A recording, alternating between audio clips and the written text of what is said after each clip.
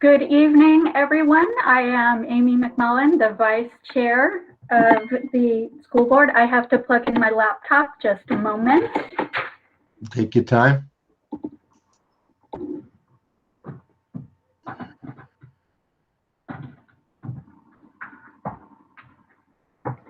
Okay, crisis averted.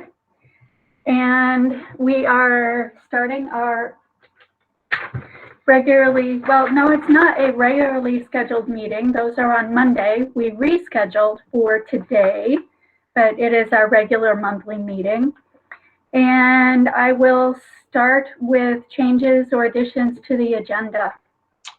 Yeah, I had said while you were out of the room, Amy, that I'd like to respect the fact that Jim's been working in boiler rooms all day and move him up on the agenda. He could go first. Okay. Other than that, I don't have anything. Great. That sounds good. So I will take a motion to approve the minutes from January 13th. So moved. Is there a second? Second. Second. Okay, were there any changes, additions, clarifications needed?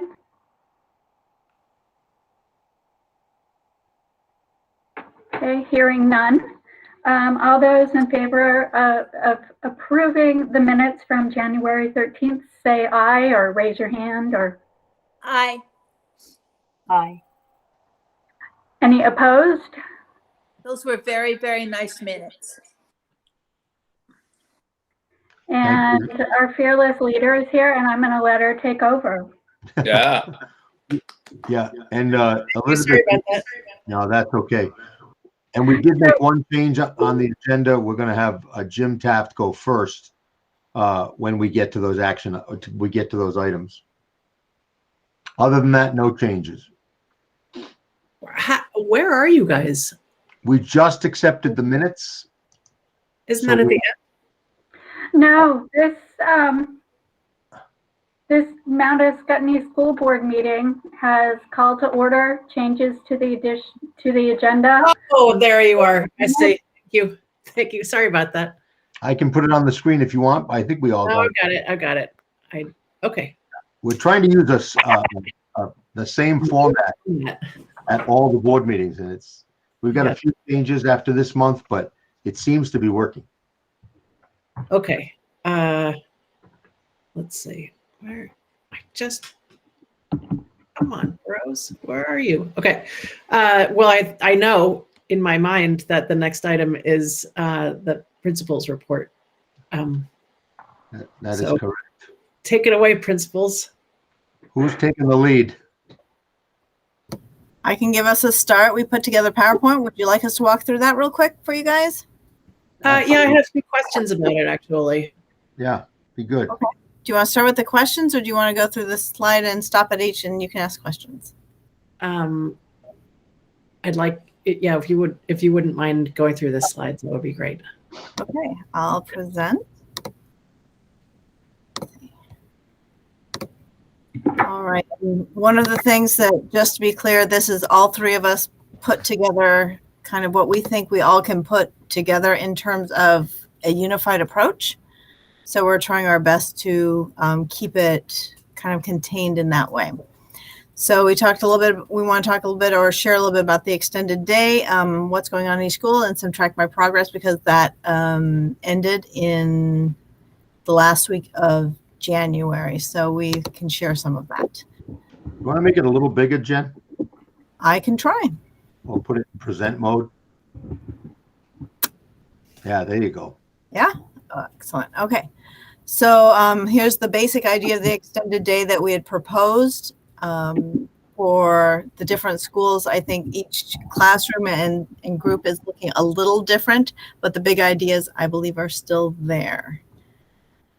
Okay, Colleen, feel free to jump in at any point.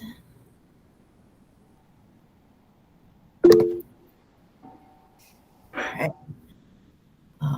So K through 4, everybody's getting 4 hours of instruction. This includes all of our interdisciplinary units, any specialist times, ELA, math, science, social studies, all those things are compacted into that time. 5 through 8, particularly in Windsor, they're doing a little different because they're a middle school model. For Albert Bridge, our 5 and 6, we are working to make it more like the K4 to keep the school looking more uniformed rather than the 5-6 across the district more uniformed.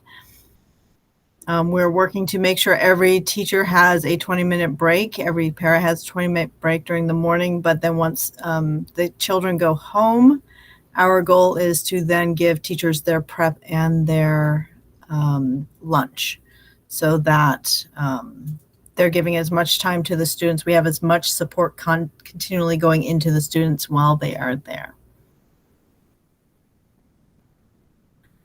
So as a team, we're still really working hard to make connections. Annalise is working to make connections with the 5-6 team and starting some social connections with the students. I'm going in and trying to observe and connect with 7-8 students and their team just to make sure that the students from Albert Bridge have a sense of what they need to do in order to connect as we get out of this and into the next year.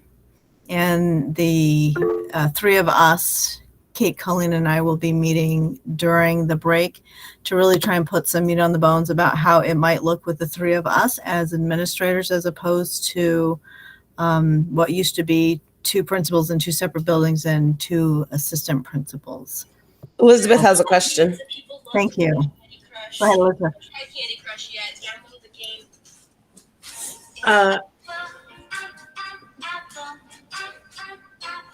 Kate? Yeah, there you go. My question is that it feels like this is laying the groundwork for peeling grades 5 and 6 off of Albert Bridge. Is that right?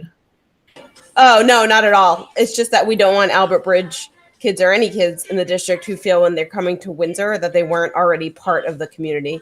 And weren't already looking to unify kind of what our 5-6 looks like across the buildings in terms of what books they're choosing to read. So they're not reading then the same ones repeatedly in 7-8.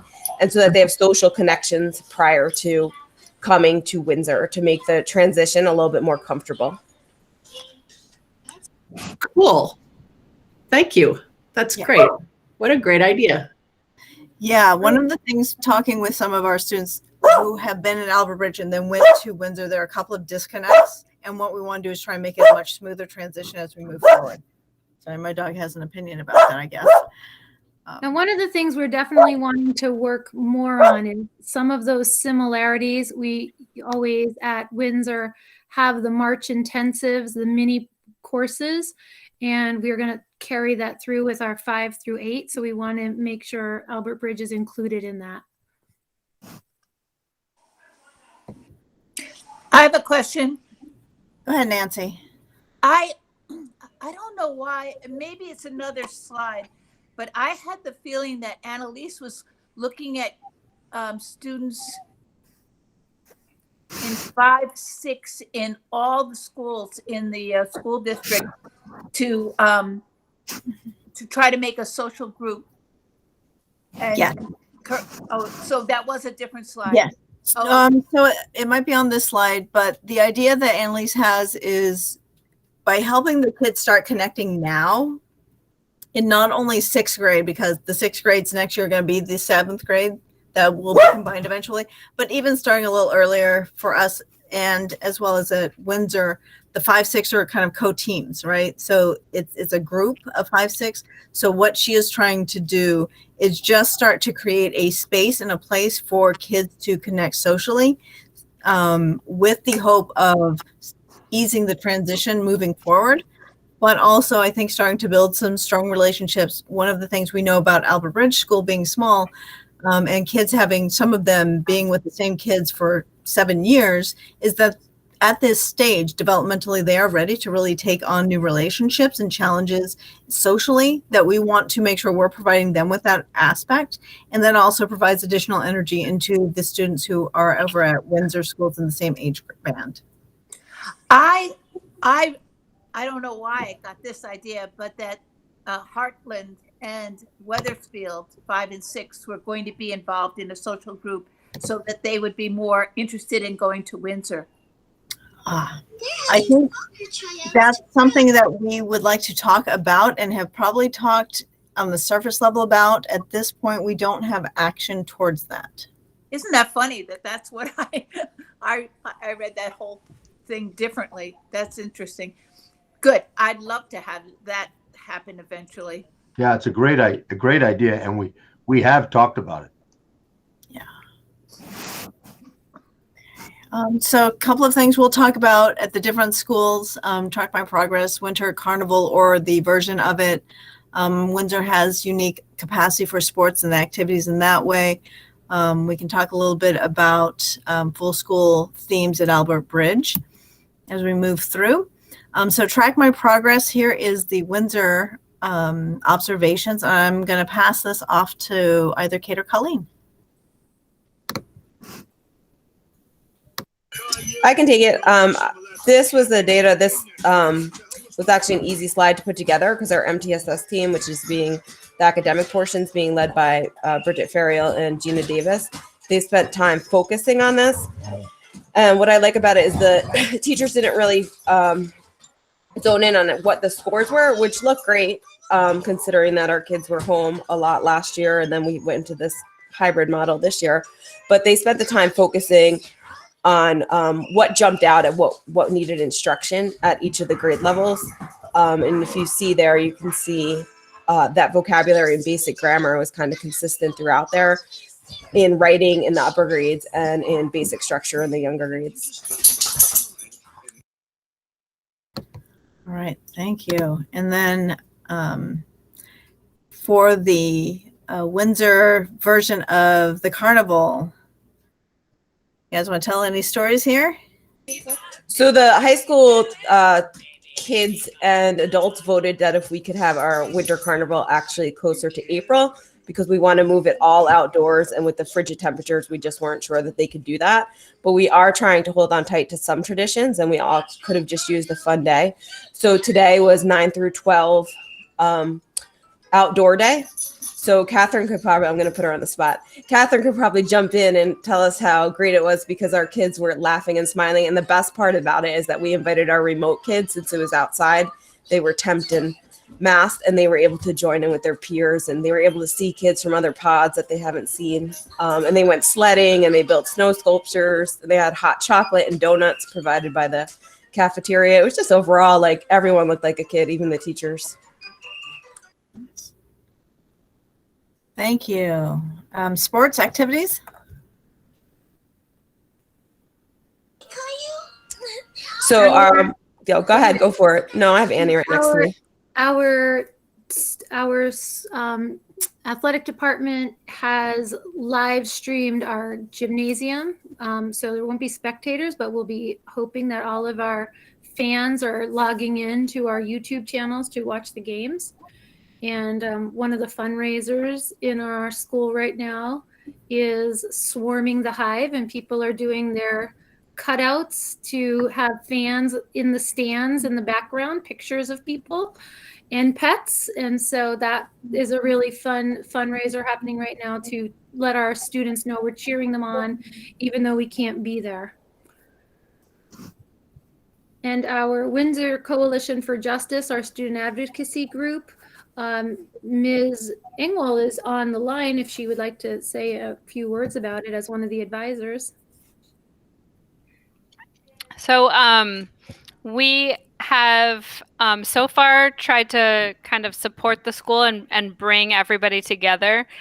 We made a really cool tree earlier in the year. I don't know if photos were shared with you, as well as some playlists for kids to listen to. But this month, we've been focusing on Black History Month. And so the students broke up, and it's hard to see in this picture, but they profiled some less known figures in Black history and made their own posters. And it was just really cool the amount of time and energy they spent in something that was not for credit. You know, it was just something that they were really psyched about. So if you get a chance to swing by, this is on the elevator shaft in the high school. And this was 7th through 12th. Lots of really cool 7th and 8th graders working on this as well. Thank you. A little bit about Albert Bridge observations for Track My Progress. In this section, we just put up where we were with targets because we found that putting in some more information might make it identifiable because we're such a small school. So each one of these colors represents a different grade. We did not put kindergarten in here yet. It was the first time they took the test and we didn't feel like that was helpful information. But if you look through, this is grade 1st through 6th grade that just has some basic information for you guys. And we can certainly talk more in depth about other things if you'd like to at a later date. And for us, what we decided to do for our COVID-style winter carnival is instead of doing everything on one day where we had a whole lot of volunteers come in because we can't do the volunteer process, is we decided to do one activity per week, or excuse me, per day. So Monday was, we taught the kids to roast marshmallows and have hot cocoa. Not that we have to teach them how to drink hot cocoa. Then Tuesday was the fort building and ice sculpting and coloring of the snow. Wednesday was ice skating. Thursday, they went tubing, and tomorrow we have an Iditarod, hopefully if it's not too cold. Funny story is we were talking around the campfire with some of the youngest kids about when you're trying to roast the marshmallow and it's so hot and the smoke's blowing in your face, what do you do? And one of the kids said, you stop, drop, and roll.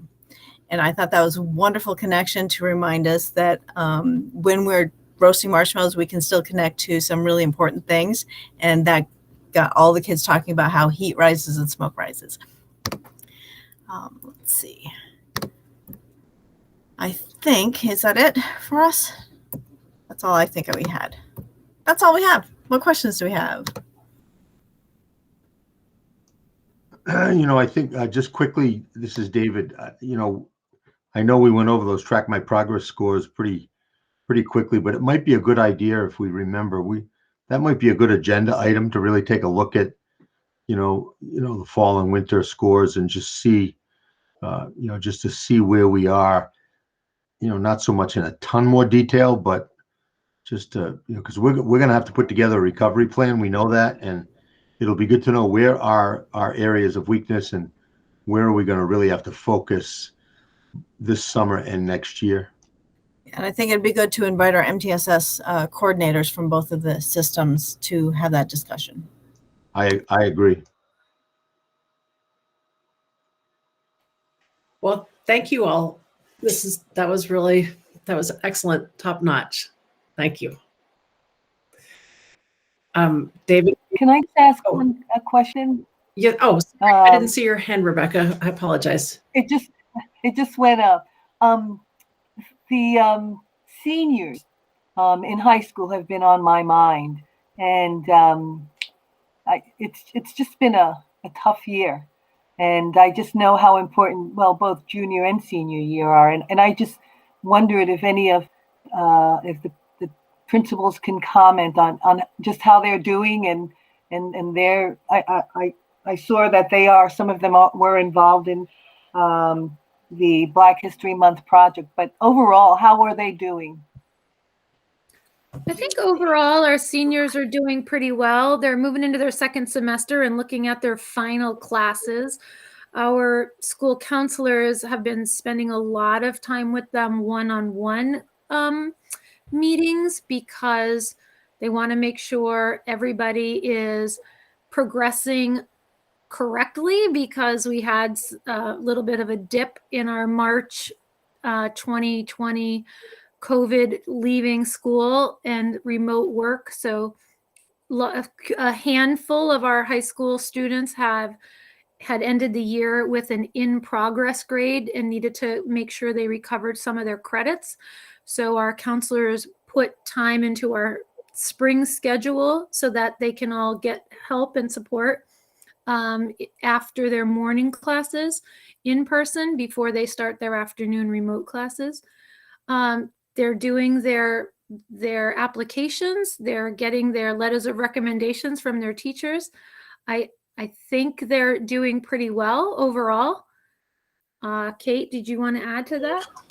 No, something I wanted to fit in the slideshow, but I didn't know how to fit in, is that we've had this increase, this uptick in neighbors calling saying like, hey, can you help me out? Like, I'm a senior citizen. I'm on a limited budget. I'd be happy to buy you pizza, but I need my car shoveled out and I need my stairs shoveled. And our seniors have been at 11 o'clock been grabbing their shovels and going out and digging out neighbors' cars and staircases. And they've been driving to other neighborhoods in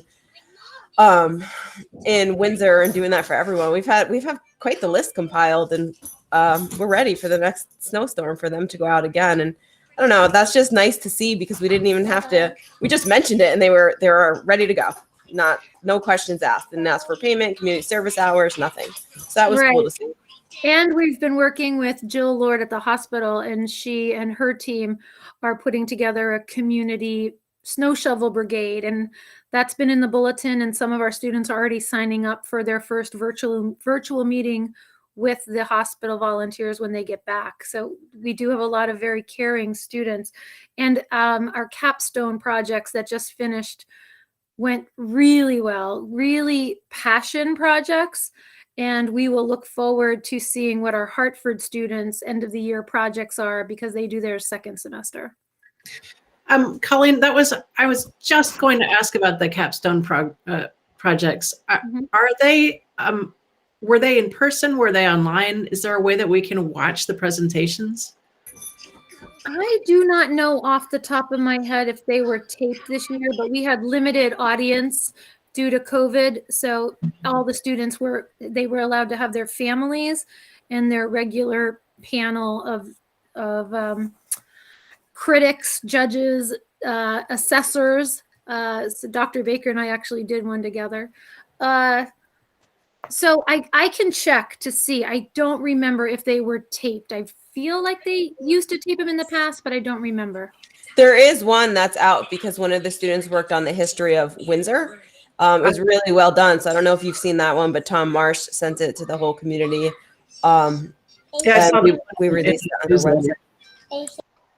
That one was also great. The ones that worked with the town that Tom Marsh did send out, because the senior, she was able to collaborate with community members, and that was really excellent. I thought she did a very good job, but also just in working and collaborating with the community was just a wonderful effort. Hopefully more of our students will move in that direction.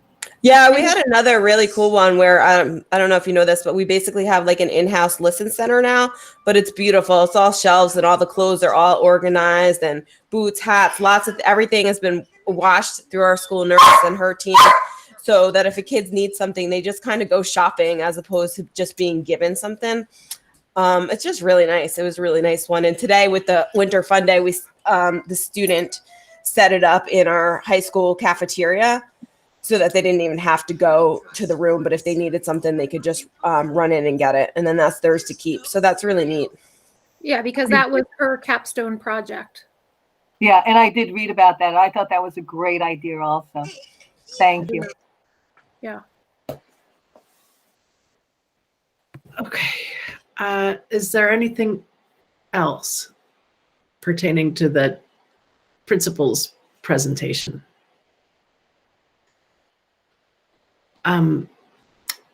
Dr. Baker, would you like to do your superintendent's presentation? Yeah, right. I don't have a fancy PowerPoint, but I'll kind of work myself through this a little bit. It's always fun to hear the dogs barking in the background, because every now and then Mary Ann and I say, wouldn't it be nice to maybe get another dog? And then I sit in on these sessions and I realize it's probably not a very good idea. So anyhow, thank you all for helping us make that decision. I'm going to just run through quickly, and I do this with trepidation because I know that I have an esteemed legislator as our board chair, but I'm going to just run through a couple of highlights of legislation. But Elizabeth, feel free to add if you want to add. But I will start with this isn't so much legislation, but this is the fact that the Ed Fund, which basically supports a lot of our tax base in the state, ended up being a lot more flush than they thought it was going to be. The Ed Fund receives revenues from a variety of sources, including things like meals and rooms tax and a whole bunch of other ways. But anyhow, that was the fund that they predicted was going to be very low, which kind of indicated a very high yield, and it was going to, really be a problem, especially in a couple of our communities. We were probably, as a Mount Scottney School District, going to do okay. But anyhow, it's gotten even better. And I don't know if you've seen the budget numbers that will now go in the report, which is done, by the way, that Ed has given to us, the last ones. But the tax rate has even gone down further in both towns. So I don't have it right in front of me. I don't know if anybody has it off the top of their head. Does anybody know what the Windsor tax rate and the West Windsor tax rate? Anybody know that?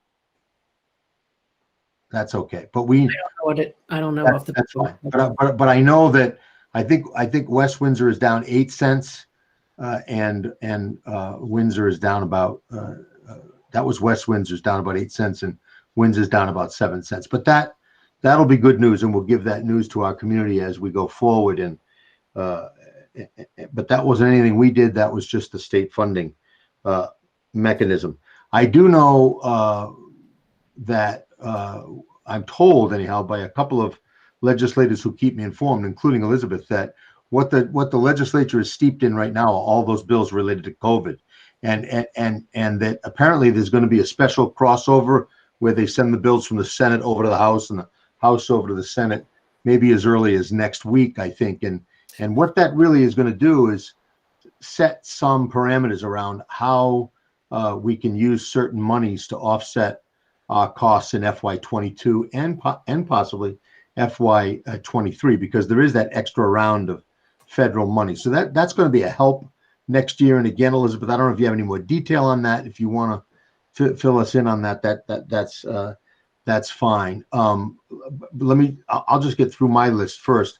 I was very honored to sit in today, only because Elizabeth invited the board chairs and myself. I think Amy also sat in on the work that's being done on the equalized pupil formula, because there was a study done on that equalized pupil formula. And the equalized pupil rate is very much also drives our tax rate. And there are just some factors in that equalized pupil rate that weren't working very well for certain schools and certain districts, including our own. One of the big ones is the poverty rate and how they had calculated that. But this bill is going to recommend some additional adders in that equalized pupil rate that I think are going to help some of our smaller towns. I think it's going to be good for our supervisory union, and it was a good presentation this morning. The other two bills that I want to talk about is the retirement bill.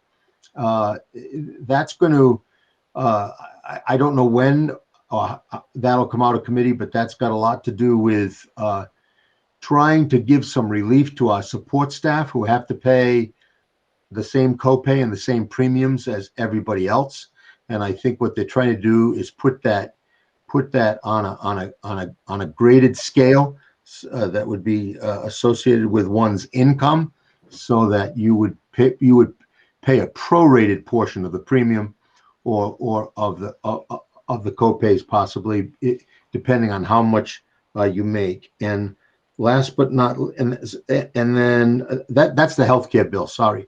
And then the teacher. Then there is some work being done on the teacher retirement bill, which I think is going to basically try to make that fund solvent over a period of time. Right now, the teacher retirement fund is in a lot of trouble, and so we'll certainly pay attention to that, because it's going to affect a lot of our teachers, especially our younger teachers, as they plan for retirement. Elizabeth, did you want to add to any of that legislative stuff? I just have a couple of points of clarification. One is that weighting study bill, in the course of the testimony for the weighting study bill, it was acknowledged that the weights, so the weights are how they account for spending for each student. And they had I think a weighting of 2 to 1 for high school students over elementary school students. And they acknowledged during the testimony in committee that the weights were actually totally made up and based on politics and not on any actual Right. facts. Fact or form.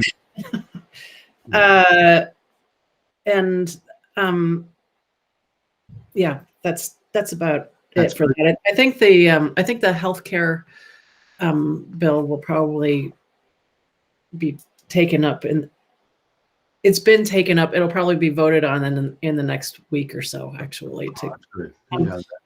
And as far as crossover goes, I don't know anything about there being a separate coronavirus crossover. We were just told that we had to get everything out by the end of next week in case any bill that involves money has to be sent to appropriations by next Friday. Yeah. But the normal crossover is after town meeting. I think it's like the day after town meeting. Yeah. Right.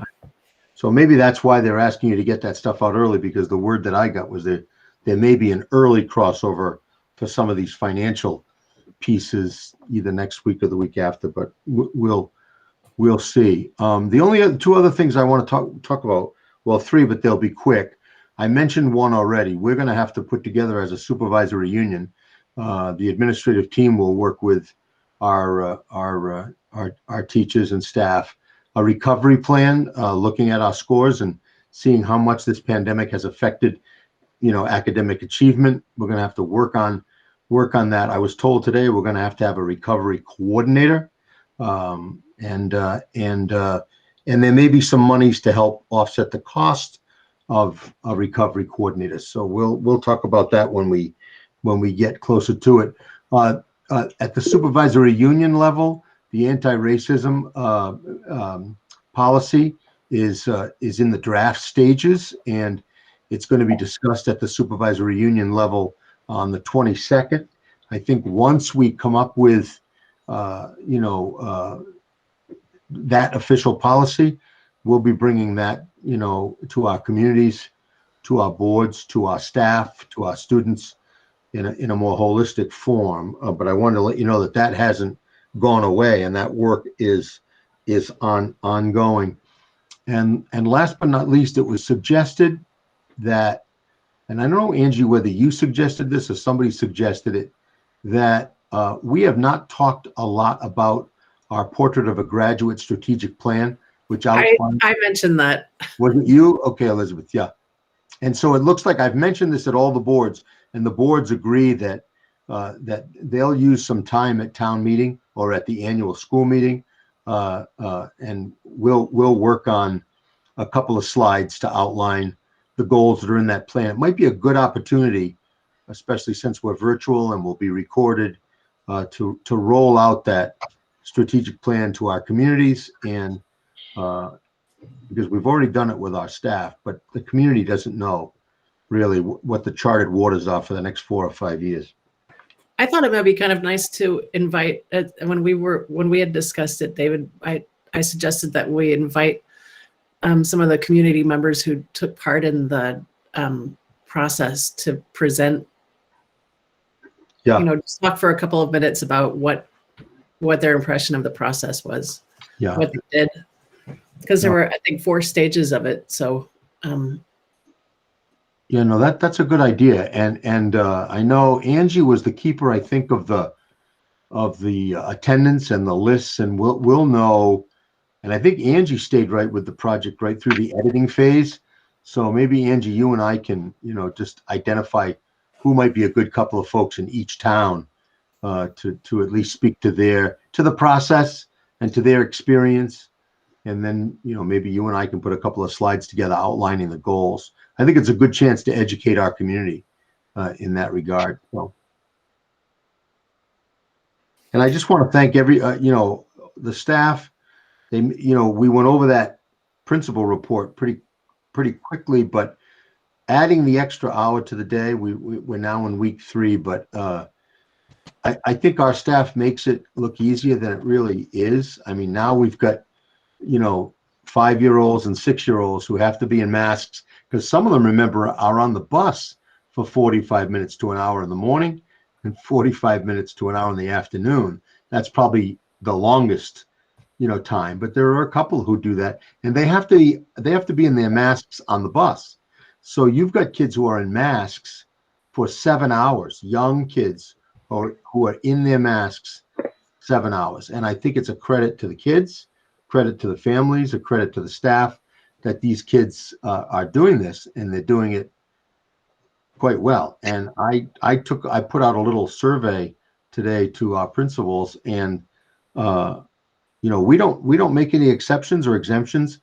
100% of our kids are wearing masks, and I think that's something to be very proud of. But it's a lot of work, and as I say to the staff, we recognize that it might look easy, but it's exhausting to keep reminding those little ones to pull that mask up over your nose, and just we're going to take a little lunch break here, but now we got to put our mask back on. I mean, and I know the staff feels an incredible responsibility for the health and safety of every single one of those kids. That's it for me. Angie, do you have a question? I just wanted to make a few comments related to what David was talking about, if that's okay. Sure. So I wanted to add about the strategic plan. So next week, the administrative team is meeting to discuss a way to break the strategic plan up into actionable pieces so that we have team leaders for each of the 4 goal areas. And one of those goal areas is information and communication. And perhaps one of their first projects would be the town meeting presentation, a little presentation about the strategic plan. So I'm keeping that in mind for that team. And then the recovery plan has certainly been a topic of conversation amongst my fellow curriculum directors. And first of all, we find the name unfortunate. But what they're noticing, and Jen was sharing data from the Track My Progress, and it seems like at some of our schools, the data is showing that there has not been a significant learning loss for many children.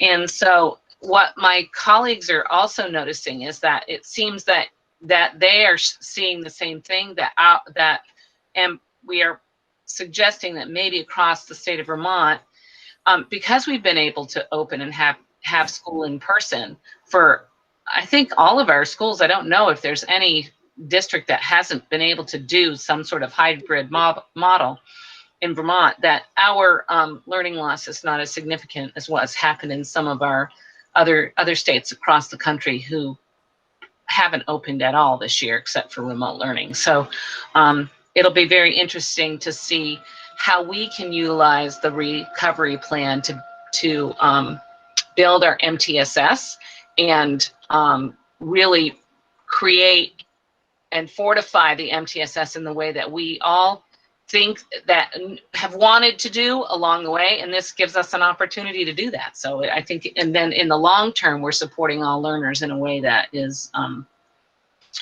providing that equity of access that's also is near and dear to our hearts in terms of making sure that all our learners get what they need. So that's just what I wanted to talk about.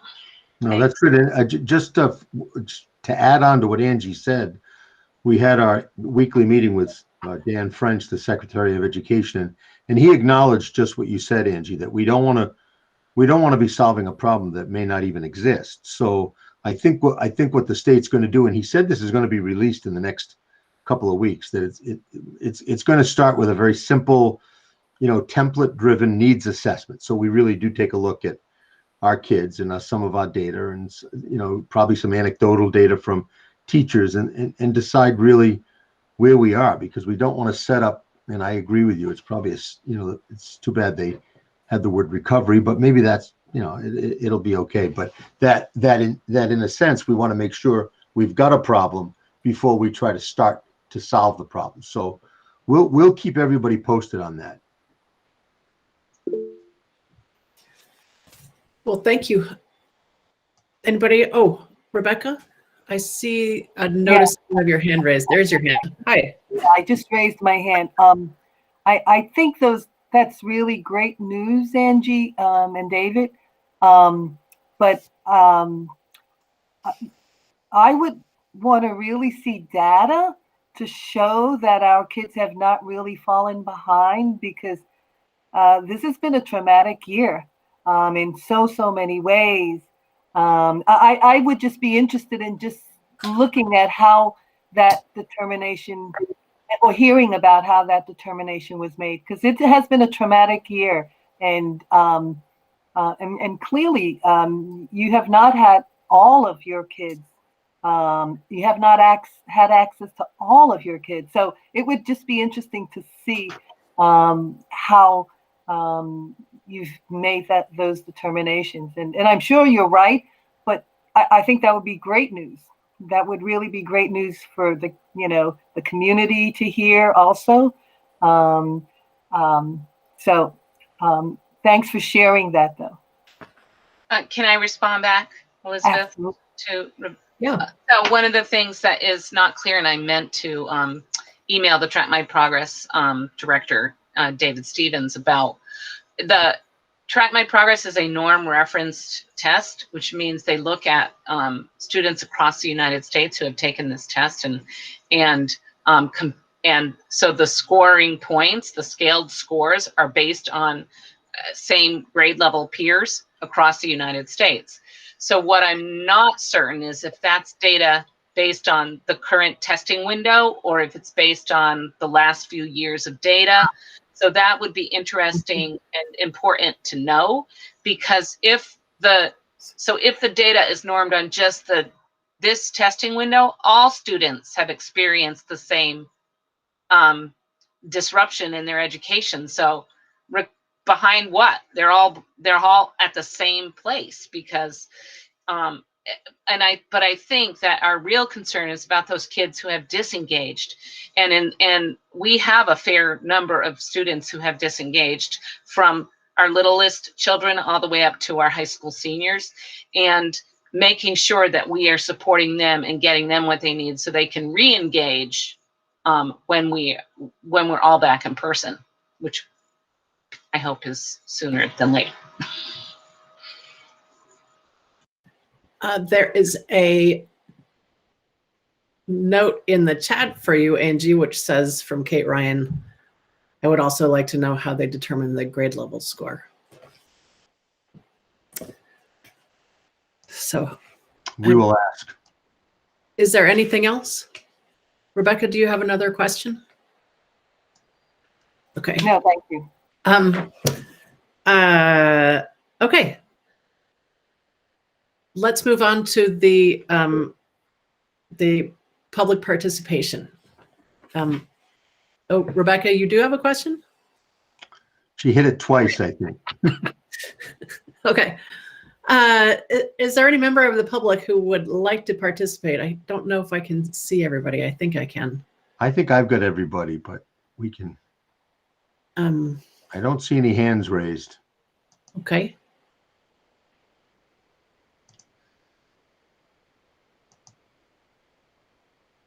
One more people here. Sorry. I'm on Zoom all day, Google not Meet. Gmail. I'm just kidding. I really am. Amanda Yates, I see that you are on here, and it was when I saw your name on there that I realized I failed you this month, and I am deeply, deeply sorry. I was supposed to send you the agenda separately, and I totally forgot, and I'm really, really sorry. Okay, thank you. She's giving you a reprieve. Very kind. Okay. Okay. The next item is Yeah, we were going to move Jim Taft up. we're going to move Jim Taft up. So, Jim, are you still here? There you are. I haven't gone anywhere. Yeah, All there right. he is. He's going to I'm tell us just so how we're doing. I'm just so short the camera goes over my head. And I wanted to start out before I gave you, Elizabeth, what the report that you're asking to. I haven't been on one of these meetings. I wanted to recognize that how great it is to work with the leadership team that we're working with. I mean, Kate, Colleen, and Jennifer they make it easy. They make it easy for us to follow risk management. They make it easy for us to do all the requirements. And it's very nice to be working with a team. Also, we have to throw in our nurses have done a great job through everything because it hasn't been easy. The whole thing hasn't been easy. And so I briefly want to start at the beginning and quickly go through it. So as you guys all know, on March 16th, the executive order was passed out that everybody 60 or over was going to be on leave for a while. So in the Mount Scottney School District, in the maintenance department, we lost 7, which gave us 4 people for the 2 buildings. And so I see that it was coming that the first thing that we were going to have to do was clean, sanitize, and disinfect.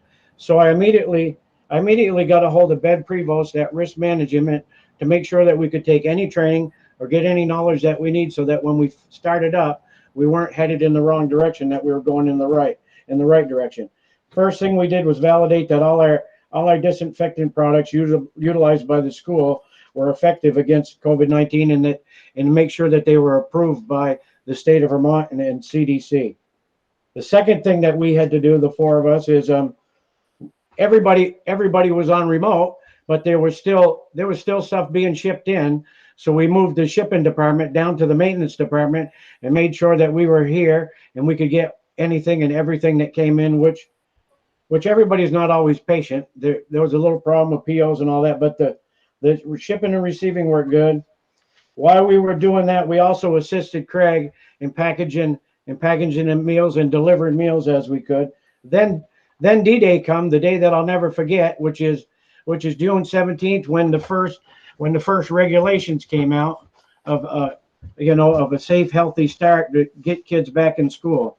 Once that came out, it was pretty hectic. But basically, we had to worry about hand hygiene, distance requirements, and face mask coverings. So we immediately started, once we got the requirements, we immediately started setting up the schools to the state regulations.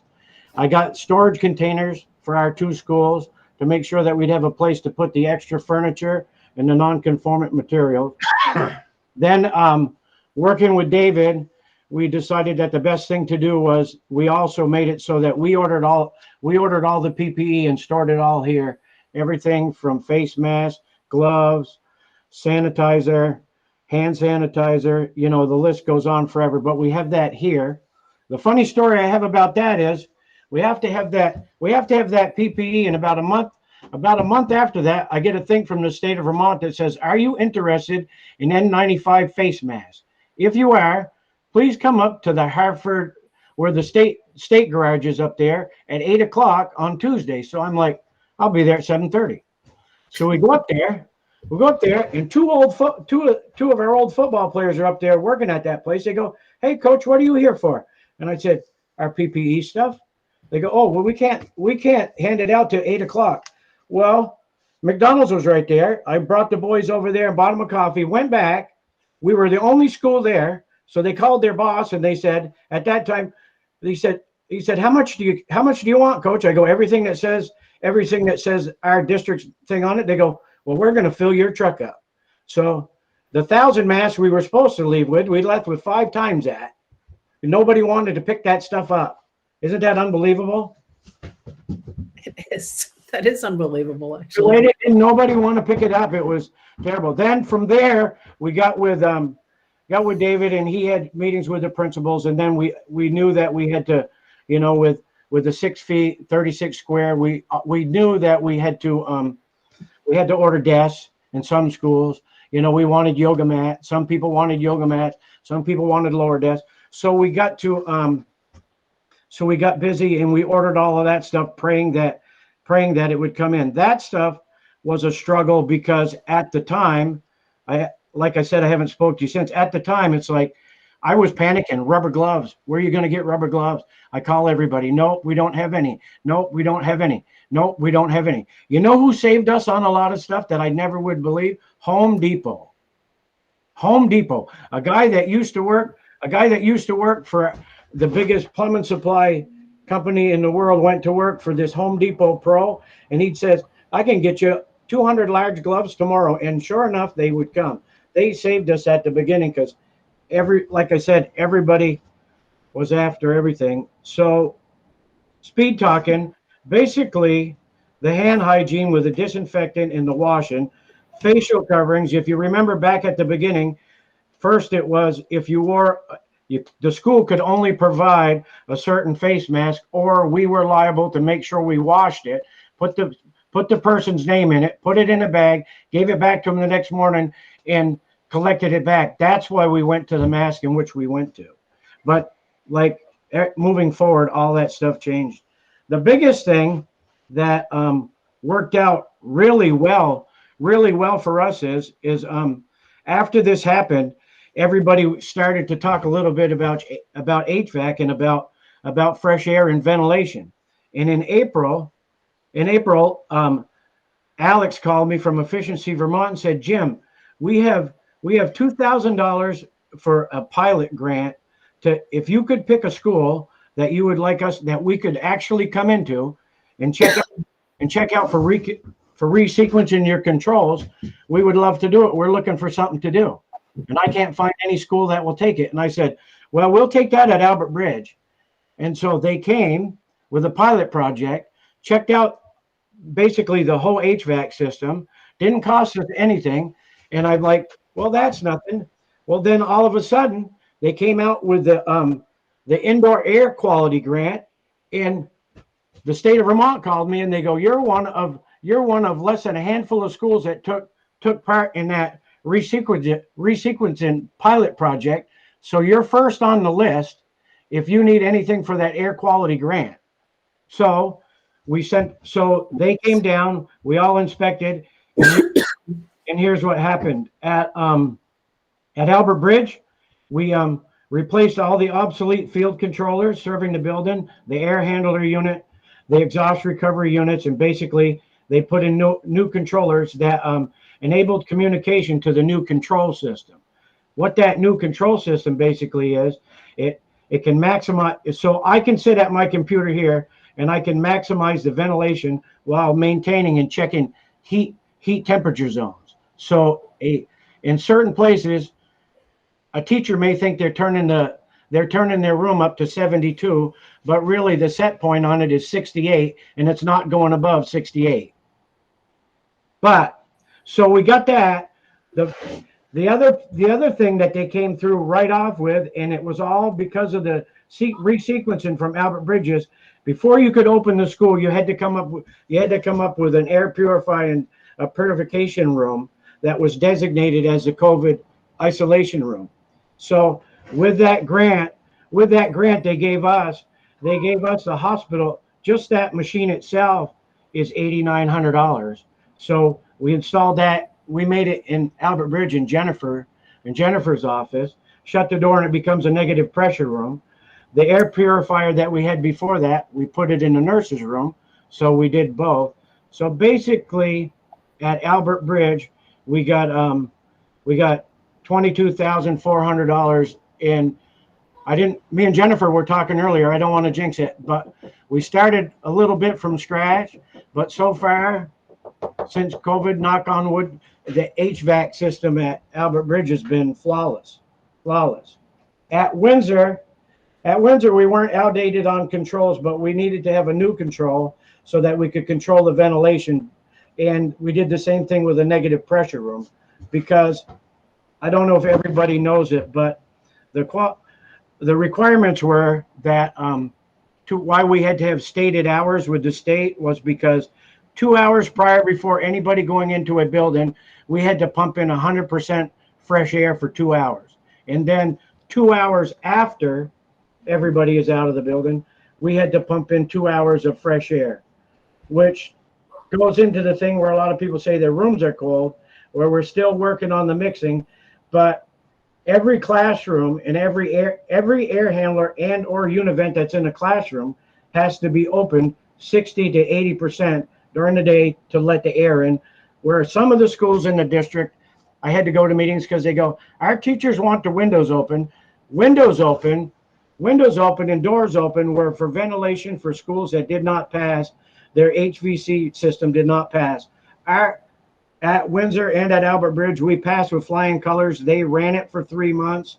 They still helped me adjust with it. Everything's going good. They're coming back and finishing up. When they get less busy, they're going to finish up and put 2 more alarms on Albert Bridge, because you don't know how nice it is not to have to go actually physically check a boiler. A light, like last night, an alarm went off on my phone and I had to come to Windsor and I had a problem. So we have all of that. So it's been a struggle, but as far as where everybody is really going crazy over HVAC, we really are in the driver's seat and have been doing wonderfully. The last funny story I have about that is that Ed told me, I saw where they've got more money.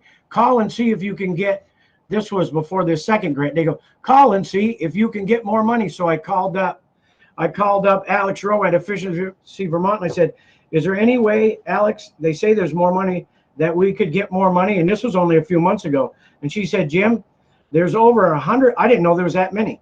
She goes, there's over 100 plus schools in Vermont that don't meet the criteria of the HVAC yet, that are running fans, windows open, all of that. And moving forward, they just told me the start of this week, they just reached out to me. Basically, it says here, Jim, I'm reaching out to check with you on the little side project that we discussed in June. I believe you said that you'd be interested in seeing how you use electricity over time. We will start working on that data if you want us to. So I just think that we can save some money electrically. I think we can use less, and I think we can save money, and it's not going to cost us anything. And I'm excited to work with them to see how we can save, promote, educate electricity. So I guess, I know I talk fast, but projects were pretty much this year, we're at a standstill. I think the one thing that we've all learned is, me from being a maintenance guy, is that kids love to be outside. So I think we ought to think about building like what we're doing at Albert Bridge. Maybe we should think about more outdoor classrooms, whether they're temporary or permanent. I vote for permanent because the only thing in which we didn't totally do correctly is anytime you put a structure up and you put kids underneath it, there's obviously requirements, regulations, and standards in which I try to take pride in my job and do it right, that we need to adhere to. Jim, we have a question from Mrs. Deschamps. Yeah. I don't have a question. I just wanted to comment and say that Jim does take a lot of pride in his work, and for him to get on all of the air quality piece was huge for our school, because I would say that was the top 2 or 3 biggest concerns for all of our teachers going back to school. And when you hear how far ahead our school system is because of Jim's work, really puts a lot of us at ease. So I'm very thankful for Jim's work. I totally agree, Colleen. And I remember hearing that concern raised by many teachers before we reopened the schools. So thank you for making that happen, Jim. You're welcome. Hey, one last thing that I have to add. The other thing that David has helped driven the bus on is that I'm almost have an office at Risk Management. I'm on the phone with them like at minimum 4 times a week. And now when I call, they go, yes, Jim. But we've done everything. We have done everything to our knowledge, that we've done everything that they have we've checked with them, and we are held in high regards. Our whole SU is because we've done everything that they have suggested per requirement. Excellent. Excellent. And I have a comment here. Wait, where is it? Where is it? From Catherine Engwall. It says that it puts teachers' minds at ease to hear the info. I share it directly, but I'm not sure all have heard it. So what's that? So kudos from everybody. Here's Rebecca. Sorry. Oh, Jim? Yes. I just have a question. You were talking about that last initiative, and did you say that Efficiency Vermont was working with you to create a more efficient system? They're gonna check in. The last one is on the electrical use. They're gonna do some data research about if we're using more per hour at certain hours. If we have they'll dig right down to see if we have, like, if a couple of our generators or something are outdated and using more. And then that's where, Rebecca, we can go forward and sign up when they usually will have the data. And then as money becomes available, there's grants available to help replace that stuff. It's kind of like the ongoing 2-year plan that I have. That's great. Thank you. Nice work, Jim. Thank you very much. Am I dismissed? Wait a minute. Does anybody else have any questions for Jim or comments? Thank you, Jim. Good job. You're getting a round of applause, Jim. I don't know if you can say that. Well done. Thank you. Nicely done. Thank you for joining us this evening. He's got to go back to the boiler room, I think. Okay. Next on our list is staffing patterns. I looked at that on the agenda and I didn't realize was that something the administrative team was going to look at, or is that something that's part of the ongoing work that we're doing? Could somebody remind me what that was? I can remind you what that was. That has to do with our 3 principals being not co-principals, because that's 2. But, right. Okay. So, I think it has to do with the fact that we formalized their kind of partnership. Yeah. We talked about that last time, I know. And then I thought it was going to be a deeper dive into other positions, but yeah, that's essentially what we've decided to go forward with next year is sort of the co-principal model. What we haven't done yet, I mean, I know that the 3 women have worked on this, but we haven't yet outlined specifically what those duties are going to look like. So I thought maybe too, I think we're going to do some work on that, over the next couple of weeks, but so we can report back. But yes, right now, I think I don't know if it's good news. I guess we'll find out if it's good news, but the 3 administrators that are here tonight feel like they can figure out a way to organize themselves to handle both buildings. If you recall, and I think this was said in the report, we had 2 principals and then 2 assistant principals. So what we're doing really is we're eliminating 1 administrator right now as a pilot, and then we'll see what happens as we go forward. And if there are any questions, we can certainly answer them. The reason when I saw staffing patterns, I know we're going to take a deeper dive into staffing patterns in general across, both schools, but we have not done that yet. So I thought maybe we put it on there as a placeholder, but that work's not been done. And just if I'm remembering the previous meetings correctly, I think staffing patterns came up in our conversations about the influx of students coming over from Albert Bridge now with the grandfathering expiring. And so that we were going to start to see a bolus of students coming in through the junior high levels. And Mr. Campbell was in a meeting. I feel like it may have been that. you're absolutely right. Thank you so much for that. Sure.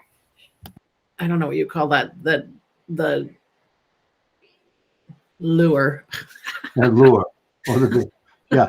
Well, one of the things we did do this year, and it's at Windsor, and I think Colleen and Kate, they could speak a little bit more detail, but looking at those students that are going to be coming over, and I think this will be the third, next year's sixth grade will be the third batch of sixth graders. So we'll then have sixth, seventh, and eighth graders. Seventh, eighth, and ninth graders. Am I right about that? Yes, so there will be seventh, eighth, and ninth graders. Okay. But this had to do with Owen Campbell last time talking about our bubble class, which is the current Right. seventh graders, and how they move through the Windsor system and how to kind of accommodate that class size. So correct me if I'm wrong, Colleen and Kate, but we did, we added some staff to deal with, it's in next year's budget to deal with some of those bubble issues. I think there were a couple of departments where we didn't have an equal number of teachers in those departments, and next year now we will. How that'll impact the middle school, I'm not sure, but I think we did talk about the fact that some of those people, because the endorsement is 7 through 12, might be able to cross over a little bit and relieve some of that load. But if either one of you have anything to add, I see Kate's hand up. Feel free. Wait, Sorry. I just want to ask first whether I can't see whether Owen Campbell is here this evening. Is he? He's No, not. it's not. Okay. We've added this year due to COVID, we added one of our world language teachers right to the 7th, 8th pod to see how that would work, because with 2 world language teachers at the high school level, one who left, and we didn't have the numbers to replace this year, but we may next year. And a French teacher, we had that. It made sense that was the best use of a world language teacher at the 7, 8, and then teaching high school classes in the afternoon. And we're pretty convinced that we can keep that model next year of keeping a 5th teacher on that 7, 8 pod, which would accommodate for the large numbers. Then we also have those bubble classes just in general. They just come along. Like we have our 2nd grade this year is really big. So we added to our budget a looping teacher. So that person, when they interviewed and got hired, they would understand that they would loop through at least K1, 2, 3, wherever, and follow kind of that bubble class as they go ahead, so we can keep the numbers small. Because if it weren't for COVID this year, our 2nd graders would have about 23, 24 in each class, which is a lot for a 2nd grade. That's great. That's excellent planning. Thank you. And I think one of the things we could also do, Elizabeth, and we might even be able to do this by town meeting, because I know this is one of the slides we've had in the past, is to just look at the numbers at each grade level and then just talk about the numbers of teachers. I mean, we can project that. All I know is that we did add staff. We talked a lot about that as we were putting that budget together. Okay, is there anybody have any other comments or questions about staffing patterns? Okay, seeing none. The next on our agenda is the extended day report. Yeah, and I'll start only in the sense that I think the principals covered some of this in their report already, but this was the effort that began 2nd semester. I think it started on January 25th, where we extended the day for K to 8, 15 minutes in the morning and 45 minutes in the afternoon. So it gave a little over 5 hours of instructional time. And what I can share anecdotally, because we're only in the 3rd week of this, is that it just appears that it's gone pretty smoothly. And as I said, I think part of that is a tribute to the planning, because there was some scheduling that had to be done to make that work. And we also had to get a lot of information out to parents because they're a big part of this. They do the drop off, they do the pickup, and that's a timed sequence. And it's not the greatest time in the middle of the day to have to figure out that type of transportation. But from my word from the principals, and if they want to add anything, it seems like it's gone well. I think the benefit to it, and the reason we did it, if you recall, is when students were leaving at 12:30, they'd go home. Some teachers would go home, some would stay. And then there was another hour of remote instruction that happened in the afternoon at the K-8 level.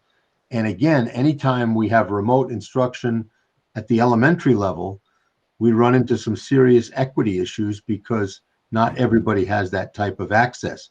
So now what we have is all of the instruction is done in person.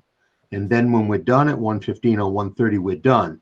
The kids go home. They don't have to worry about, I mean, they have assignments, obviously, and homework and all the stuff you'd have, but they don't have to worry about that remote access. And I think, I won't say that it's relieved all of the stress, but I think it's relieved some of the stress on the part of teachers and on the part of the kids.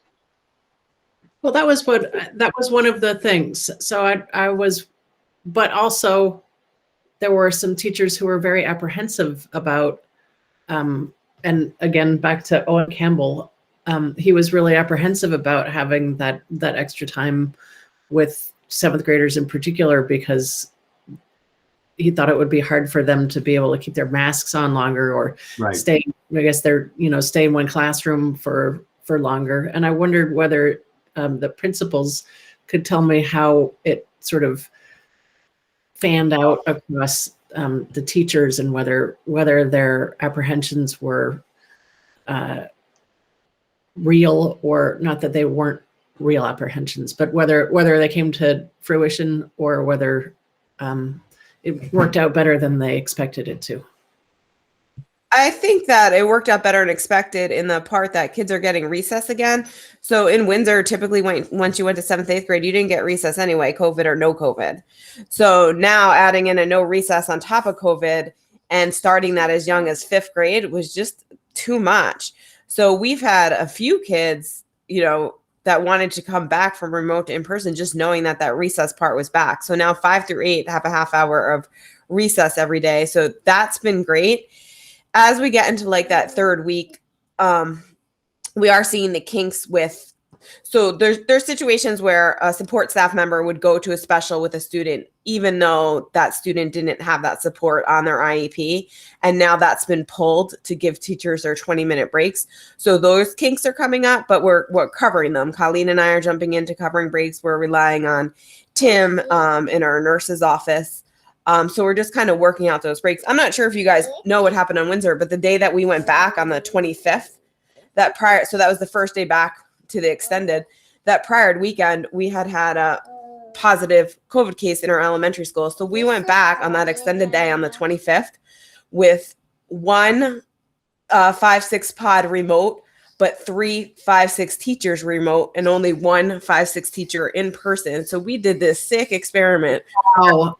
Where we had teachers working from home, zooming into classrooms, all subs, hands on deck. And I couldn't how smoothly it went. It was unbelievable. Really?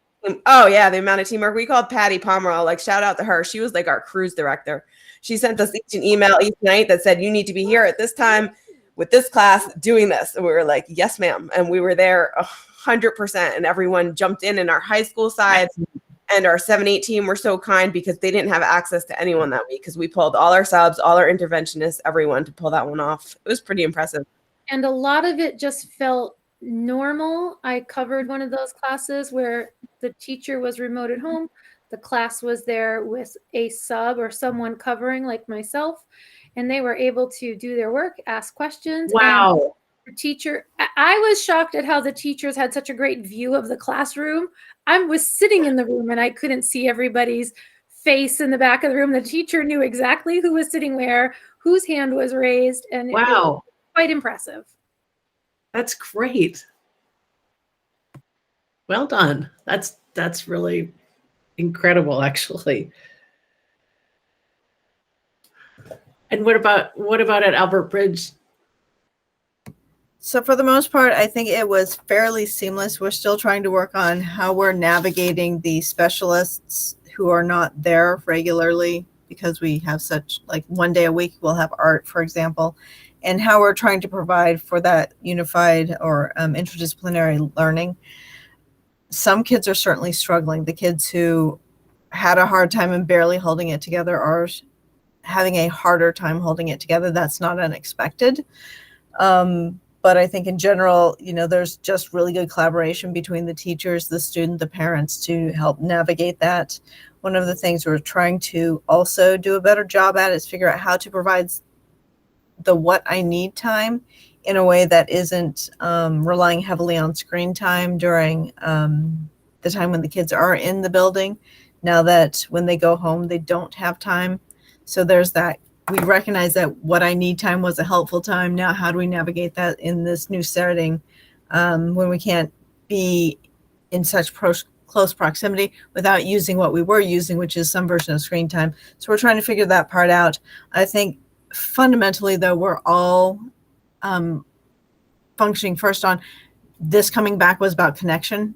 Right, coming back to school in general was first and foremost about connecting with human beings, connecting with each other, and the extended day was about connection. Then it's about learning, and then from there it's about academics. So we really, I think, are staying focused in that area, and that's been an anchor that has helped us navigate when those kids are struggling to just make sure that we're paying attention to what's most important in this, which is not losing them in the process and not putting too much on their plate that they can't handle, and trying our best to be mindful of the parents as well, who are doing their best, and recognizing that this is still pretty hard for everybody.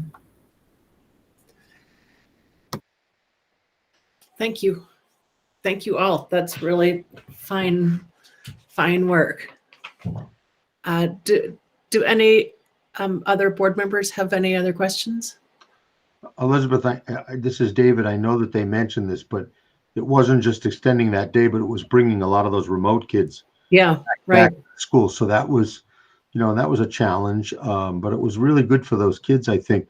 Do you know off the top of your head, maybe Angie would know, how many students came back to Windsor that were previously remote? Do you have that number, Colleen or Kate? I think it's around 13, if that sounds right. 13 or 14. Yeah, 15 to, it was somewhere in the teens. At 20. I can look for sure on the list. That's okay. And how about at Albert Bridge? Did any return? So here's the numbers are fun. A third of them returned, which means one returned. Okay. I would say that was one thing that I didn't expect to see. We did know that those remote kids would feel rightfully so if that was their first day of school, but we anticipate that they would then feel this sense of grief when they got there, that they saw what they had lost out on, that they saw this community built that they were coming into. So we've been working with our social emotional team, Maureen and Aaron, a lot to help those kids make those connections again and feel that and feel included. So it was really hard for them. I felt badly. They said, all of them, that when we talked to them one-on-one, said, no, I want to be back here. I just didn't think it would be this hard. Huh. That's very kind and thoughtful. Rebecca, I see your hand. Yes, Angie, I thought that there were maybe 30 returning from remote. Is that the number that we were looking at earlier based on a survey that was taken? So we had about 100, sorry, I don't have the exact numbers. We had about 135 in the program. K-8 across the supervisory union, we now have about 82. So over 50 kids returned back to in-person across the supervisory union. Oh, okay. The bulk of those were at Heartland Elementary School, although all of them had, numbers in the teens returning, all the schools. And we have a note in the chat window from Wendy Moody saying, I believe the number we reviewed was 23 for K-12. I'm showing 16 for Windsor K-8. So both of those things can be true. Yeah, but I don't have the 912 numbers. So. Well, thank you all for your extraordinary work. That's the hat trick from January 25th has really blown my mind, actually. And thank you for making that go seamlessly. Our next item on the agenda is restorative justice. And I looked at my notes from last month when I talked with Lisa Ryan, and I asked her to come through with what we all talked about. And so what we came up with was what you asked for, which is that she's going to do a session with the principals and teachers, and she'd like for any board member who would like to attend to also attend, so that we can all learn from her how to approach this with other people, and also, actually do some restoration among ourselves. So she'll do that first, and then she'll also, sort of teach us about restorative justice in general. Then you can, or the teachers and you will have those skills to be able to talk with students and families. And then she will also do a public forum, which will be a panel discussion. And she'd like to have some board members and David and some administrators on there, and she will facilitate it and lead it, and she'll lead it in a way that enables a really productive discussion of the whole thing. And how does that sound so far? Yeah. Okay. Good. And yeah, that was what we talked about. Just the two things. Then as far as her doing, she didn't think that it was necessary to do more than that at this time. We had asked her if she was interested in helping with the anti-racism task force. And that's a conversation for the supervisory union level, but she suggested that we actually hire a firm to help implement the anti-racism policy, because it's really, we need somebody with a particular area of expertise to do it. It's a big job. It's not it shouldn't be somebody's side project. And there's plenty of funding out there to do it right. So that was her suggestion. So that is, does anybody have any questions about Lisa and her role? So I hear a hand. Yes, David, and then Rebecca. Yeah, mine was a simple one. Elizabeth, in your conversations with her, did you talk about timeline at all? Well, that was the next thing I was going to say, was that I told her that I would come back and tell all of you what she and I had talked about, and then we'll set a timeline. It won't be right now. Yeah. And like March is what we were saying. Although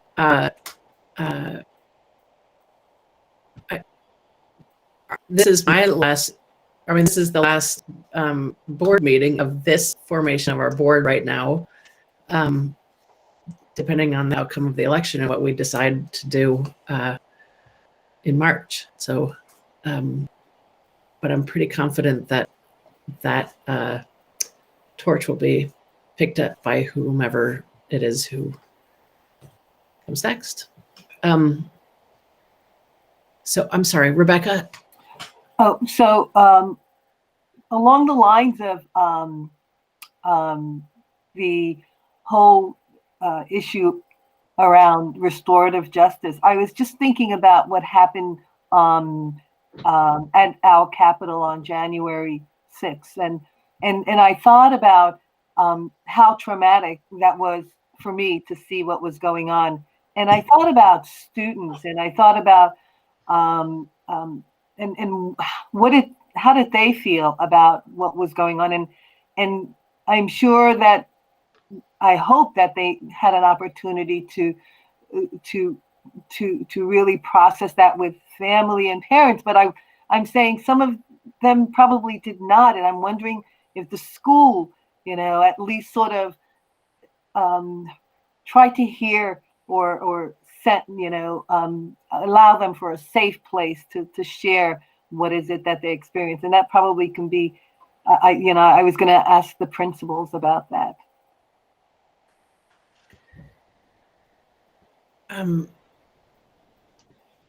Do the principals want to respond? I'm happy to speak. It looks like Catherine, who is kind of in the thick of it as a high school classroom teacher, has her hand raised. So I would like her to go first, if that's okay. Sure. So I teach 9th graders, and I also teach a dual enrollment class. And we were encouraged by Dr. Baker in an email to give students the space to talk about it. And so we started out, and that was during the remote week, if I'm not mistaken. And so we started out during our IDL period, just giving them a chance to voice their opinions about it and share their experiences. And several periods throughout the day, we did the same thing. At some point, it became like, well, we've talked about this a lot already. And, civics especially, they had big conversations about it. But it sounded like they had a lot of thoughts and opinions and had really fruitful and productive discussions. Thank you. I can talk about at Albert Bridge. We talked about the next morning and what we think was age appropriate ways, which we talked about how sometimes when voices or people don't feel like they're being heard, that can create some pretty strong emotions. And sometimes those emotions, in this case, made it unsafe. And depending on the level, teachers continue that conversation in their own classroom. But then we talked about as a school, what do we do? How do we practice it? Which is to hear other voices, make sure our voice is on the table, and then work together to problem solve so that we're addressing needs of both. So we took it as how do we address our own situation when we feel that way, rather than talking about that specific situation, because the younger kids, it didn't seem like it was the most helpful thing to talk about it, but gave space to recognize that it did happen. And it's not how we want people to behave. We need people to have better skill sets, and that's a part of what we do in practice at our school. So we had decided through that email from David SUY that we would kind of only go at this from 5th grade and above, and that we didn't think that K through 4 even needed it mentioned. So in our elementary school, we talked about it, the teachers talked about it from the lens of kind of what is courage and what does it look like and what are some ways to show courage that are safe for everyone and make everyone feel okay. We received a couple of positive feedback emails from parents, and we only received one email from a parent that was kind of, it wasn't in any way confrontational, but just said, I think that's my choice, whether or not my kid knows what's going on with the news. And the teachers, with me copied on the email, wrote back about how it was handled in their classroom, and the parent was very pleased with that response. And that's kind of how it went at our school.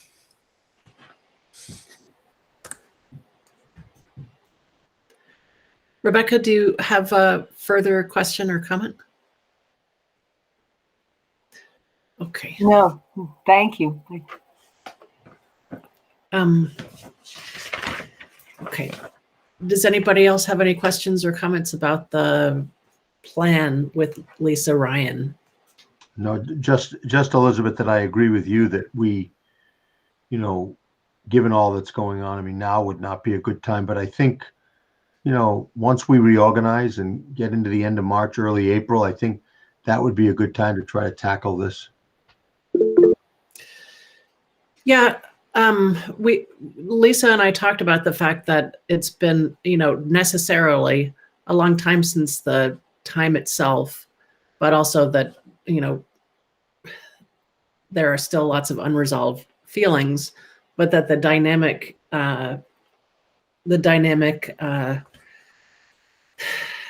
still needs to be worked out and still needs to be talked about, even though it's, but we don't want to wait until a year has passed.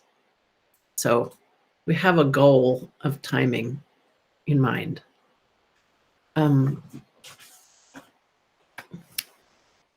Anybody else? Okay, then next we'll move to the annual meeting.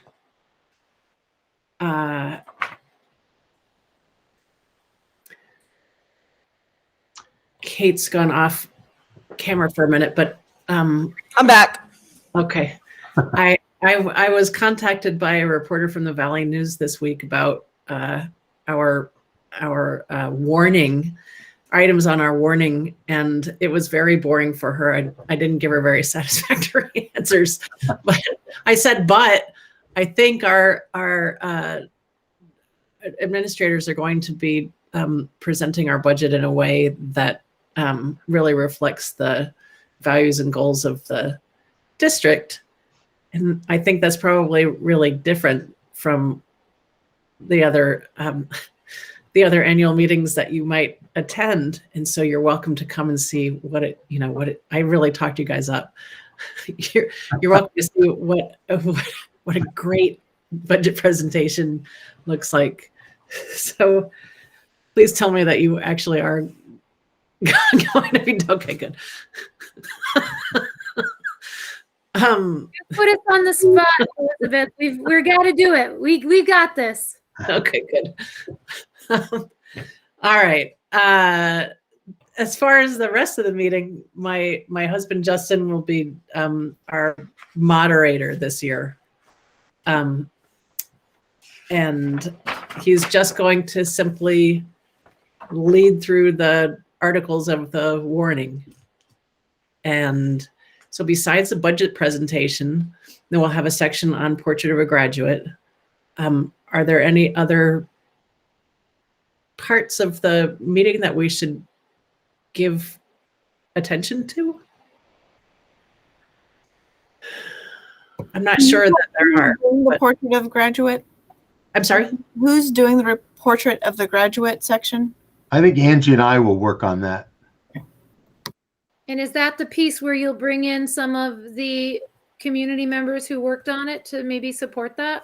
We will try. Yep, that's the goal. And if you need any help with that, Angie or David, I'm glad to reach out to a couple of people who worked on it, because I know they really enjoyed that process. And I think it would be really powerful for them to talk about the process. Yeah. To talk about the process. Yeah. Because it was all of our process. Amy? Yeah, I just wanted to let people know that the ballots arrived and they are ready to be sent out to people who have requested absentee ballots. I took a whole case of them over to West Windsor today to Kathy Archibald, and in the next week, she and I will be mailing out ballots. It's all very exciting. That is exciting. Are there any surprises on the ballot? There are a lot of write-ins. Yeah. All right. I mean, our school district ballot is the same as the warning. And it's, you read the warning, you know what's on the ballot for the most part. Yes or no? Yep. All right. Okay. Is there anything else that we should be thinking about as far as the annual meeting goes? We'll have lots of time for questions. Yeah. And it'll of course be remote this year. Yeah. And it's Thursday evening, just the so 25th. the 25th. It starts at 7. It might be good for the board and administrators to sign on around 6:30. Just so we can make sure we've got our act together. I'll try to touch base too, Elizabeth, with Justin before, just so we make sure we are on the same page, but I'm sure he will do a great job. And we'll guide him through it. I mean, it's, it'll be fine. Yeah, and to be honest with you, I did not know Matt was not going to do it this year, so I'm really glad Justin stepped up.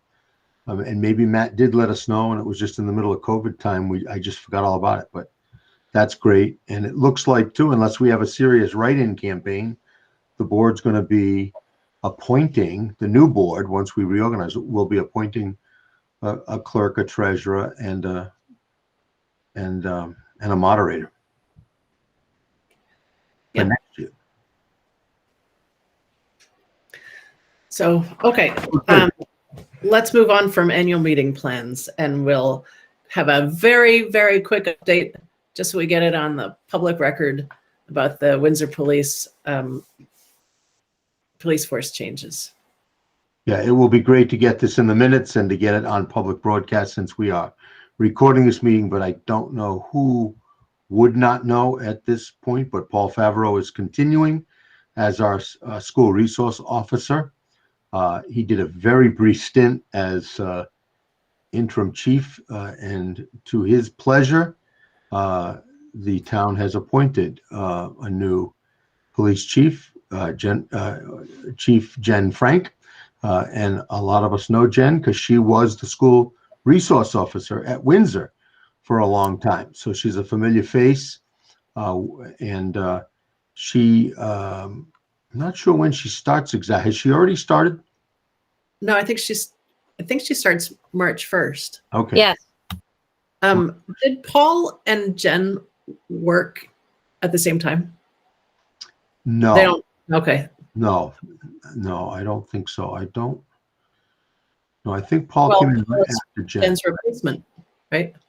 Yeah, Paul was Jen's replacement, exactly. Well, we had a brief stint with a young officer who was really just filling the hole. He didn't really want to be there, but once that didn't last long, and then Paul was hired specifically to be the school resource officer. So it worked well. Ben will do a great job as chief. And I should say, there are some legislative changes concerning coming up concerning school resource officers. So I will let you know what those are and what their status is. That'll be great. Okay. Bill Yates, are you here? I looked, and I don't think Bill is with us tonight, so we might want to push that off to next meeting. Okay. Or meeting after next meeting. Push it off to next meeting. I can tell you what it is, and it is that in Hartford, he keeps track of all of the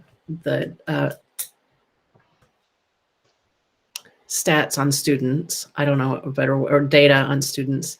And he said there are the universal breakfast and lunch program has caused, at least in Hartford, there to be a reduced number of free and reduced lunch applications. And he was worried about that. And I sent his concern to the Education Committee and at the House of Representatives, and they are addressing it, because I think that universal breakfast and lunch is actually probably will sail right through the legislation. So when they start taking testimony on it, maybe they'll ask Bill to join them. Yeah, that would be good. So Elizabeth, just to be clear, there is a bill right now that proposes to keep universal lunch alive and well in Vermont, right? Yep. Yep. But they have to wade through a bunch of COVID legislation first. That is the highest priority for the whole government, and then they'll be able to address some of these other things. So, and that brings us to executive session. Right, and we do need a quick one. So, And setting the next agenda, which on the next time we'll put that above executive session, because we should set the next agenda. And quite frankly, that's easy because the next agenda is basically our reorganization meeting. So you just need to let me know what date you want to do that. Yeah. Do you think we could move back to Mondays? I don't see why not. I mean, we had moved away from Mondays because they coincided with, we wanted to make it possible for Lisa Ryan to join us. And the Monday evening coincided with her Board of Aldermen meeting. And she didn't run again for the Board of Aldermen. So after town meeting, she won't be on it anymore. So we could move back to Mondays if we wanted to. Which Monday were we? Were we? Your second Monday.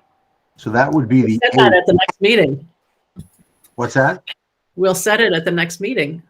Yeah. Yeah. So, but we could have our organization meeting then on the 8th, correct?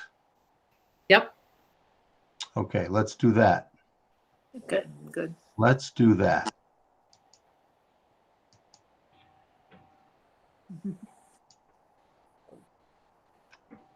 Hearing no objections. No, that's good. I just noted that that's International Women's Day. So. Ooh.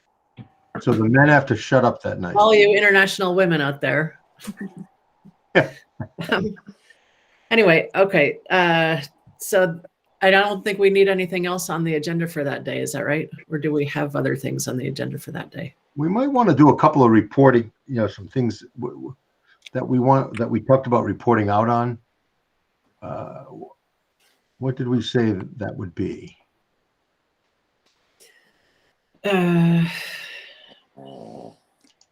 We said, my progress.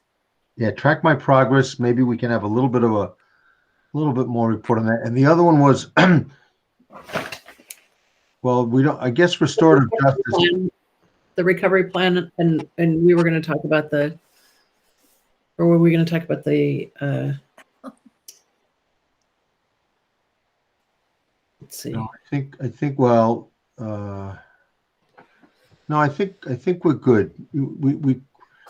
We'll see how far we get with that recovery plan. If we have something to present, we will. Okay. I think that's good. Yep.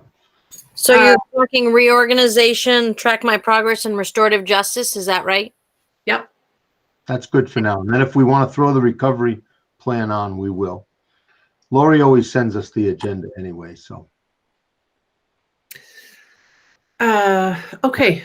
I will take a motion to enter executive session. So moved. Second.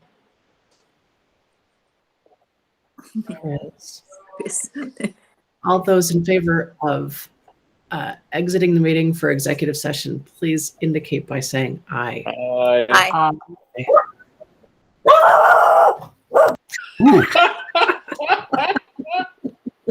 He's ready.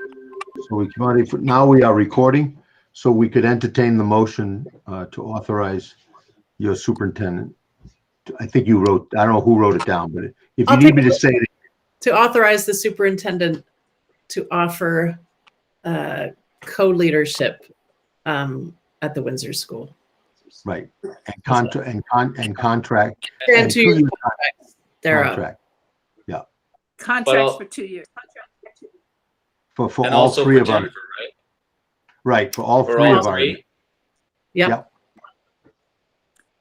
So moved. Chris I will moved it. I did. Well, wait, I'm sorry. Go back for just a second.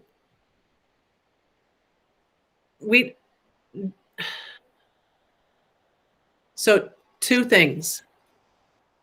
The two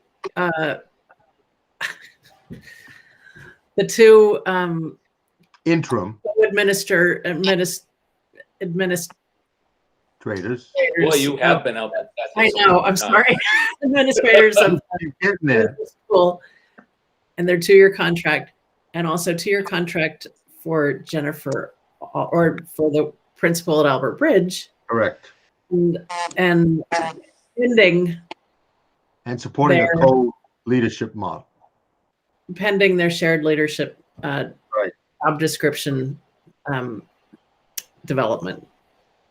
Yeah, we got it. A lot to get That's a lot in one vote. Do you want to split it up a little, or? Well, you could do that. You could have because Jennifer's contract runs out in June too, so that's why you have to do all three. So you could authorize me to offer a 3-year contract. I'll make new motions if you give me a chance here. Okay. So I would like to make a motion to authorize the superintendent to offer co-principalship to the 2 principals, current interim principals in Windsor, and offer them 2-year contracts. That's one.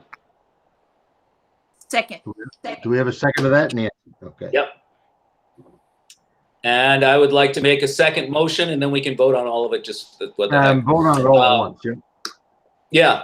Second motion would be to offer the principal of Albert Bridge a 2-year contract.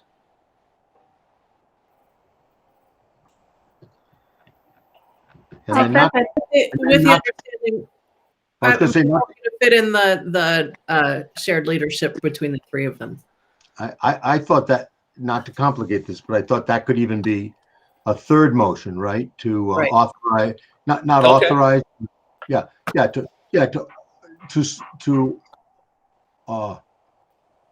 authorize a shared leadership model, and how would you say it? Because you want pending the development of job descriptions. Their own job description. Right. Yep. So Chris, do you want to make that one too? What you want to put in there when you say you want to say shared leadership model pre-K through 12, or does it matter? Yeah, you could. You could. Yeah. So who wants to second all those motions? I'll second. Oh, well, I'll let All right, we'll give Nancy one, we'll give Rebecca one, and we'll give Amy one. How about that? Everybody's got a second. Now everybody's there. And we can vote on them all. Yeah, no, that's good. That makes sense. There you go. That's that shared leadership. Right. So just for the viewing public, since we are recording, I'll repeat. Chris made a motion and Nancy seconded that we offer a 2-year contract as principal, as for principalship for our 2 interim principals, Colleen Deschamps and Kate Ryan. Right. So do you want to vote on that one now? Yes. All those in favor of authorizing the superintendent to offer the 2 principals 2-year contracts, please indicate by saying aye. Aye. Aye. Second motion, Chris moved that we offer. Wait a minute. I didn't hear Amy. Did She waved her aye? hand. She did wave her hand. Yeah, I raised my hand. Okay. I can't see you. So your camera looks off to me. In fact, you're all dots as far as my. Oh, that's not good. Uh-oh. You're all dots. She's seeing spots. We need to get you off these machines for a little while. Well, I think so let's hurry up here. Come on.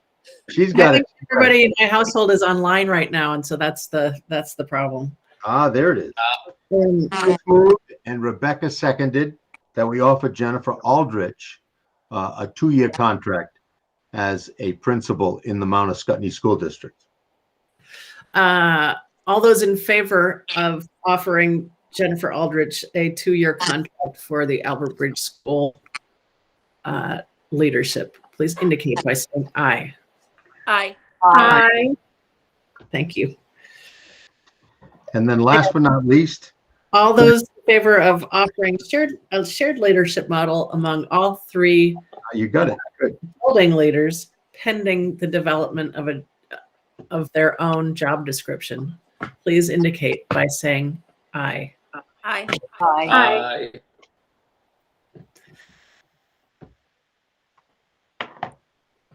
Sounds good. And I will make a motion to adjourn. Amy, Thank got you the so adjourn. much. Second. Chris is going to second that. I bet that's Yep. 4-0. Yeah. all those in favor of ending the meeting, please indicate by saying aye. Goodbye. Thank you, Thank everybody. everybody. Bye. Thank I'll you. get those notes to Wendy. See you all on that 25th. Bye. Bye-bye. Bye.